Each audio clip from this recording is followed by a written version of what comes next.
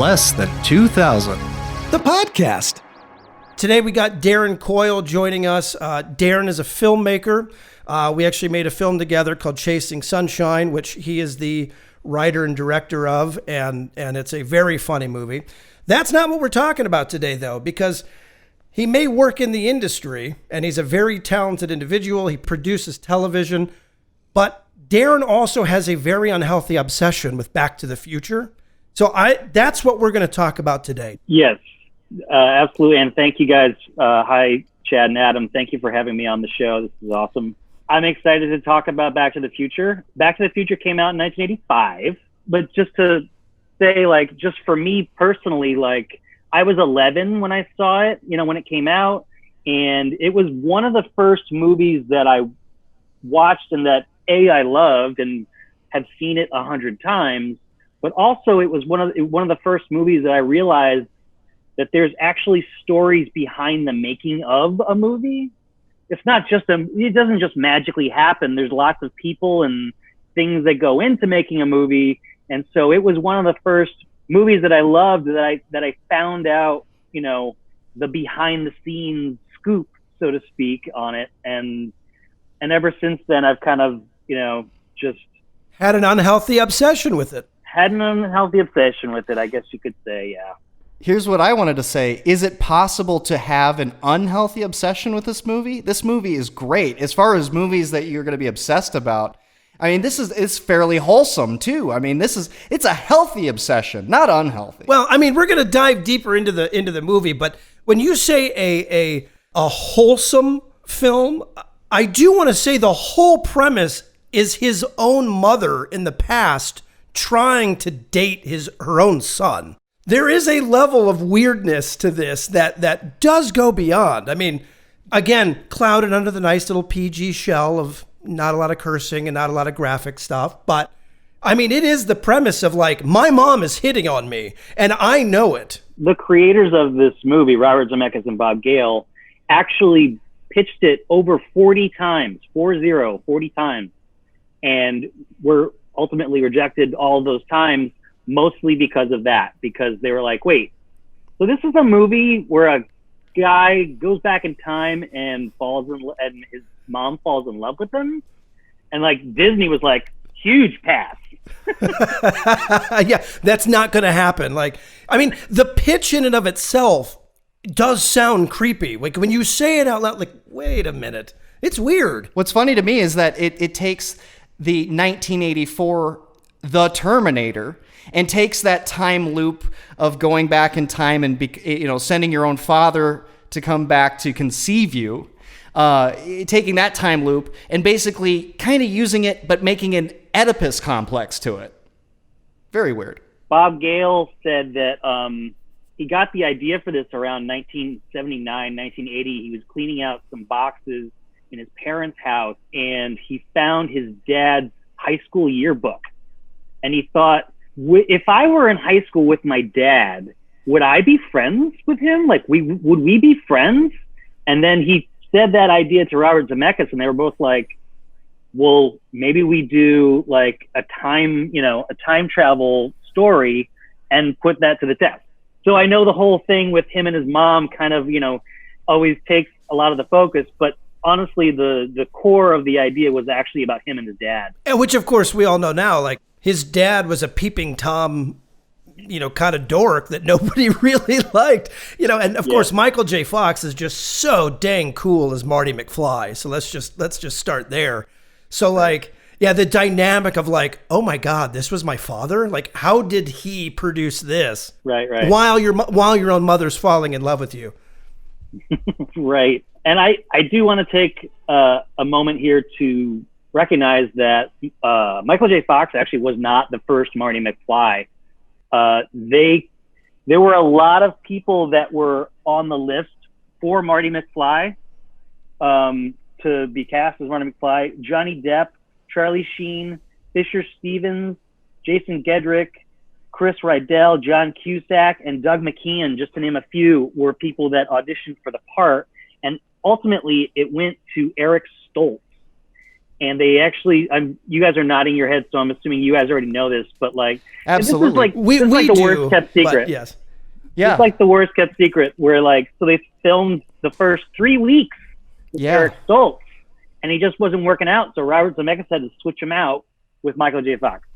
Was it just too, as I understand it, he played it too heavy. Like it was just, well, to use a word from the movie, heavy, man. What's like, with all this heavy that's so stuff? heavy. What's with the future? You know, Everything's heavy. He's an excellent actor, but not as nearly as much of it. Just that natural boyish charm and like that just soft going, easygoing kind of disarming charm and cute smile, and just the way Michael J. Fox can kind of play comedy without being goofy, whereas Eric Stoltz, good actor, but I wouldn't even want to see this movie with him in it. But Darren, I think you said you have an answer for that. The way he was playing it. What was wrong? Oh, yeah. So I mean, you're exactly right, Adam. He was playing it very straight, and just it wasn't like the levity and comedy of the scenes just wasn't happening.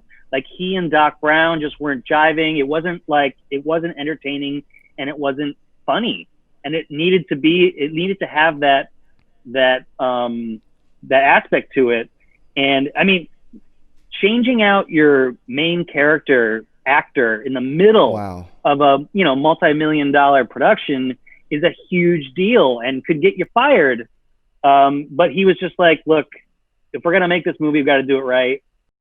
We gotta swap him out. So good. So glad he did. So glad he did. But can you imagine being that actor? I've always said, like, imagine being the actor going around telling all your friends, I'm going to be Marty McFly in this massive blockbuster. And then you're normally, once the first check shows up, you know you're pretty good. Not in this case.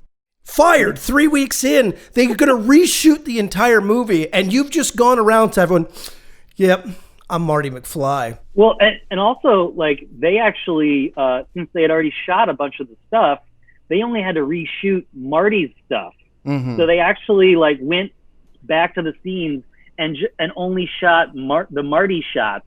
So like there are some scenes in there that you're seeing over Marty's shoulder, and it might be Eric Stoltz's actual shoulder. Wow. Didn't you say that Eric was actually like almost relieved when he got replaced? We were talking about this a while back. Yeah, the way Robert Zemeckis describes it is that, and maybe this is just him assuaging his own guilt, but he said, that he could tell from Eric's, obviously he told Eric face to face, and he could see in Eric's eyes a little bit of relief, just because I think he thought that Eric knew it wasn't quite working, and Eric was a little relieved that, like, oh great, this playing this role in this movie that may or may not bomb won't be my fault now. Much better to be replaced, as embarrassing and humiliating as Chad pointed out, than to be the star of a massive bomb when you're that young, because he probably never would have been able to come back from it. And of course, he was never as big as Michael J. Fox, but he went on to have a good, solid career. Yeah, I mean, nobody can look back and say he didn't have a good career. He had a good career. So Darren has a coffee table book, like one of those high-end coffee table books about Back to the Future. And I cannot wait to get back to LA. One, to see you, but then two, to read that amazing book. Yeah, what is it? Who wrote it? What's it called? It's written by Michael Klasterin with Randall Adamaniuk. I mean, honestly, it looks like just kind of like a BS coffee table book to look at it, but it's got so much amazing stuff and so many amazing pictures and great stories. It's really in depth. There's a picture of Eric Stoltz right there. Look at that. This is as close to a perfect movie as I think exists. I think on all fronts, it's damn near the absolutely perfectly made movie. It's got action, it's got adventure, it's got comedy, it's got groundbreaking effects. The musical score, I can't wait to talk about the score. I mean, everything about it is just, the script, everything is just ace. I can't really think of a better done movie overall. Yeah, when Jonathan Nolan, Christopher Nolan's brother, who's a script writer on his own, has written a bunch of Christopher Nolan's movies, was asked, what's the perfect screenplay?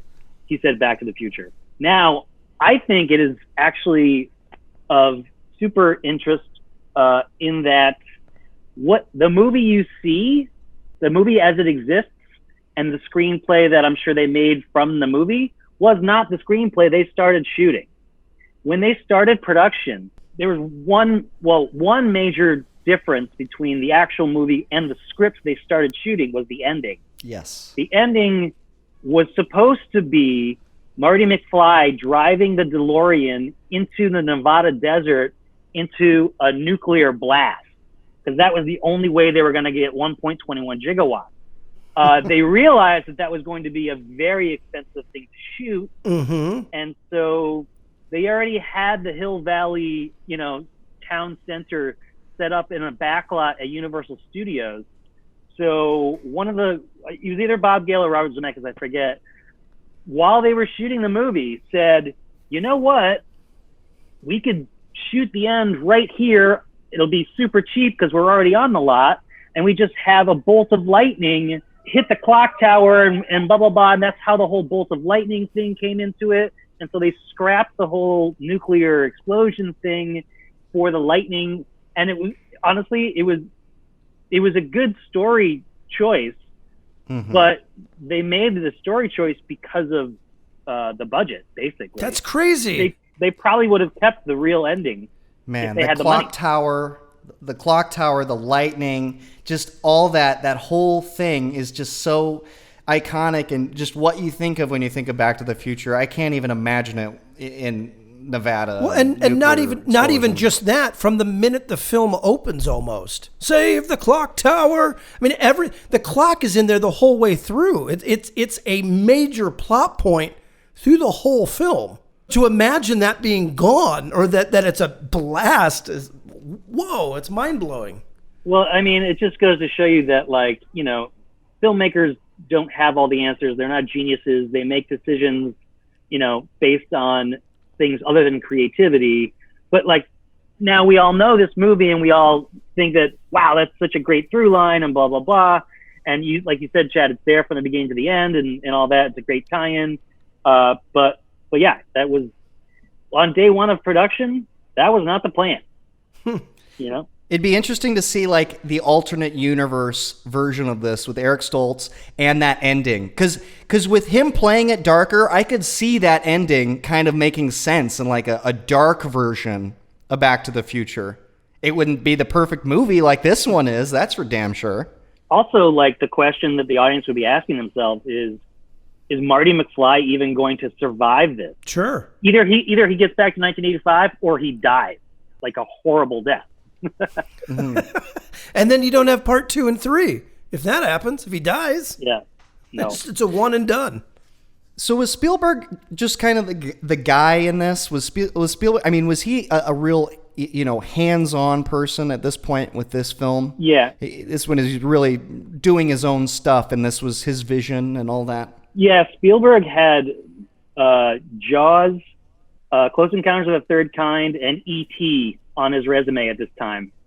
And he was kind of a mentor for Robert Zemeckis. So when Zemeckis brought him this idea, Spielberg was on board from day one and was just like, yeah, let's find a home for this. And they pitched it around for years, and no one wanted to make it. It wasn't until 1984 that Robert Zemeckis directed Romancing the Stone. And that was a huge hit. So all of a sudden, Robert Zemeckis is kind of like the it boy, and he can direct a successful movie. Now the studios are like, you have this time travel movie you want to make? Okay, maybe we'll try making that. That's crazy. Another thing about the screenplay and how quote unquote perfect it is, the original version also had the flux capacitor and all that stuff. The secret ingredient, the thing that really made it go, was going to be Coca-Cola. And it was going to be because they would discover it because Marty would spill Coca-Cola onto it, and that's what would make it go. They scrapped that in favor of plutonium or whatever. Again, that alternate universe version is just funny to think about. Yeah. With Eric Stoltz and Coke and nuclear explosions and all that. Yeah. I'd see that movie. I would see it. Yeah. Well, the question exists. All right, so obviously the three of us really love this movie. Have any of us ever met someone that either hated the movie or just was like, kind of ho-hum about it? Never. I mean, Everybody I know loves it. well, I mean, officially, my answer is going to be no. Everybody's always loved it. My wife, I could make the argument that she's ho-hum about it because she would say that's a boy movie. So, like, I don't think she ever saw it all the way through. For anybody listening, since this is a podcast, you should have just seen the looks on Darren and my faces when he said that about the boy movie, because it's not a boy movie. It's got the romance stuff to it. I mean, there's women are prominent characters. They're not just objects. They have agency, and I think it's a movie for everyone. It's a I totally family-friendly, agree. young, old, It's totally a family film. So I wanted to go back real quick, and Darren, I wanted to get your history with the movie, just personal history for a second, because that conversation just sort of reminded me. Chad talked about how it's not necessarily wholesome when you really think about it, and people liking it or not liking it. As a kid, of course I loved it. I mean, it had time travel, it had comedy, it had all this, riding on the back of skateboarding by holding onto the back of somebody's truck, all this really cool stuff. And you appreciate it on that level, as a boy in the 80s. But it wasn't until after even law school, and I watched it in my late 20s, that I realized how brilliant of a film it is. So getting to watch it over time and yourself changing your perspective on it, I mean, first of all, the first time I ever watched it was in Chad's van. His van had a TV. I know that sounded creepy. You should have just seen their look. The Yes, Van your House maroon van. Yeah, we had that huge maroon van that came with a pillow. It was like the biggest van you could get. Yes. And you had a VCR. We could have watched it inside, but for whatever reason, maybe it was occupied. We watched it out there, and I was just blown away by. And we weren't moving. How You great do it was. realize this was the old school, like 9-inch tube TV. I mean, it was 9 inches big. Oh yeah, smaller than the screen I'm looking at you with right now. I guess I'm aging myself a little bit here. So am I to understand that neither of you actually saw it in the movie theater? Did not see it in theaters. Oh, hell no. I saw it in the back of Chan's van. I was 5.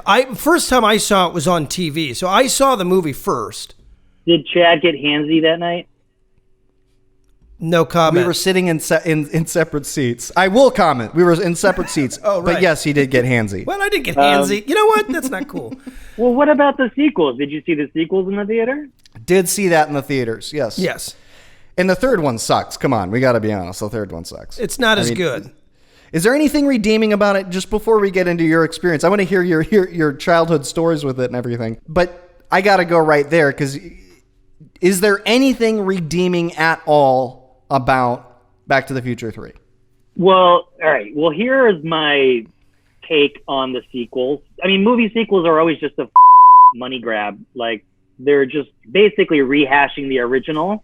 And in this case, both the sequels are rehashing the original story. They just do it in the future and in the past. So having said that, the sequels are fun, but I don't think they have any real artistic merit or movie-making merit to them. Except for Back to the Future 2. 2 had some really cool stuff in it, memorable, cool stuff. I mean, it's He went better to the than future. 3. A hell of a lot better Come on, than he went to 3. the future. That was freaking dope. Darren, I wouldn't answer. I am pinning you down. Give me something redeeming from the third one. It's not Doc Brown's love story, I'll tell you that much. No. We didn't need to see that at all. Yeah, we did. We needed to see him evolve because he realized there was more to life than No, science. No. We Absolutely got not. all right, so the one redeeming quality I can think of in the third one is we got to hear Michael J. Fox do an Irish accent. There we go. As his uncle or whatever? As his great uncle or something like that? Yeah. Or Because, McFly, obviously that's an Irish name. So, of course, he came from Irish immigrants. that was good. I liked ZZ Top as the band, because remember ZZ Top did a song for that movie soundtrack, and they were playing the band with their beards and everything like that. Yeah, That was which pretty goes funny. to show how stupid that movie is. Like, little things like that is just like, why is this in there? This is like a wink to the audience, and there's like winks to the audience all over the place. Like, he says, my name is Clint Eastwood, and blah, blah, blah. Mm-hmm. And like, there's all kinds of winks, and it just having one or two of those in the movie is fine. If you're getting one of those every 2 minutes, it's like, guys, did we run out of ideas like for the story for this movie? What about the second one? I mean, is that okay in your opinion? The second one, I think, has some merit because in the time travel genre, if you will, I like the alternative universe where Biff is a billionaire and he owns the casino, Yes. and he's married to, and he's dating his mom, and clearly he's got to like fix this screwed up timeline that he's helped to create. I think that is cool. See, that's what I liked about number 2 is that it took the old premise and it gives you a piece of that, but it's completely screwed up now. You get the future, you get the past, you get alternate timelines. So 2 is way more different than 1. 3 just puts you in the past and it's stupid. But 2, you had the future. You got Jaws 34 and the 3D, hologram. Oh yeah, I love the Jaws 80s, the coming 80s down. nostalgia You love it. cafe. The way when they go to the 80s nostalgia cafe, that was hilarious. The Cubs winning the World Series. It's called a dust jacket. But do you remember that? I mean, No. you mentioned how sequels are like just a cash grab of the most one, and they just churn it out. Well, the sequel was so churned out. You guys remember at the end of Back to the Future, there was the opening scene from Back to the Future 2 already with the hover. Doc Brown picks him up and That's actually the not hovering true. flying one. That was how they really ended that movie, right? And then it did well, and they got greenlit for 2 and 3 back to back. So they shot 2 and 3 back to back, but they didn't know they were going in to the second one. The to be continued, I thought, was arbitrary. It was just sort of like, where are they going? They had the now? hovering flying Well, they were DeLorean, like- right? Basically, they were like, well, we hope we get a sequel. I mean, If you would have just said that, Chad, I wouldn't have believed it. But I do trust Darren on that, so he's got the book. You never trust me, man. I swear to God. it's funny because I was just talking to a friend of mine yesterday about this, who is roughly 10 years younger than me. And I mentioned that I was doing this podcast. We were talking about Back to the Future, and he mentioned the sequels. And I was like, well, we both know that the sequels are bullshit. And he was like, I actually love the sequels. And I was like, what are you talking about? And he was like, you have to understand, by the time I was cognizant and watching these movies, all 3 of them were already out. So it wasn't like I saw the first one and loved it and had to wait a couple of years to see the second one. And, and the first one was endeared to me by like waiting for the sequel. He was like, they were already out. So I just like watched all 3 of them at the same time. So in his brain, all 3 of them are kind of the same, big movie. It's one big movie. Yeah, it's one big movie is what it is. And from that perspective, that's kind of cool because you really can watch all 3. Last time I saw all 3 I was sitting like on the chair in front of you. I watched all 3 at your house, like your apartment, like 2 years ago. In front of him? He has a chair in front of you. You can't see where he's, sitting. But anyway, yeah, see, I sat in that chair. You talked about us in the van, so Yeah, that's I'm just true. wondering about this. No. Thanks for turning the camera Is he giving around. you a back rub or what? No. Anyway, he was asleep. I was sipping on a scotch, and I happened to get into all 3 movies. I watched all 3 in 2 nights. And so I get that thought process because I personally really liked the second one. I was not as big of a fan of the third. Ugh. I really liked the second one because it took what the first one did so amazingly and perfect, and then developed the story even bigger around that past event. I personally liked that. I was also like 9 when it came out, so I probably would have liked anything.